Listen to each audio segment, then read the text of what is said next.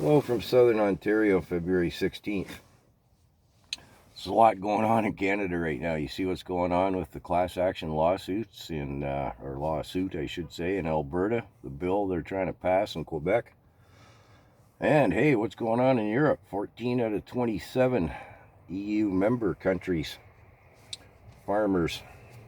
Well, it's beyond protesting, isn't it? So anyways, I want to wrap up this digital banking business. I had an appointment scheduled today with the TD regarding another matter. And so I thought I'd talk to the manager, see if he has gone through this, see if we have here our digital banking agreement. I know it's reversed, mirrored there. So anyways, I'm just going to wrap it up because it's not worth pursuing further of my time.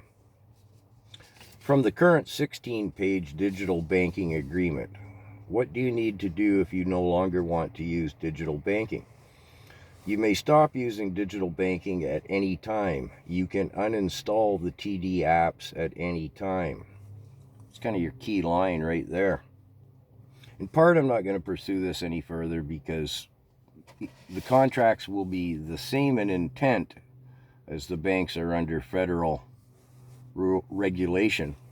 And should you decide to leave your digital banking, you're going to want to do your own due diligence with these contracts.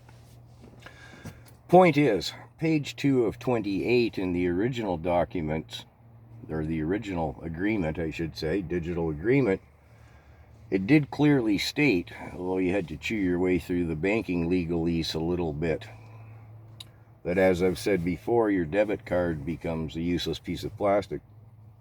And you're pretty much prohibited from electronic banking. It doesn't say that here. It kind of alludes to it.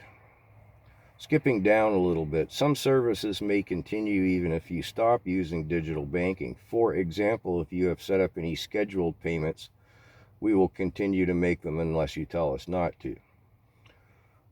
So, I'm assuming that, and it is an assumption, that nothing has actually changed between the two contracts. If you sign out of digital banking, you lose access to electronic banking unless you go physically into the bank, at which point, again, you can only pay your bills electronically.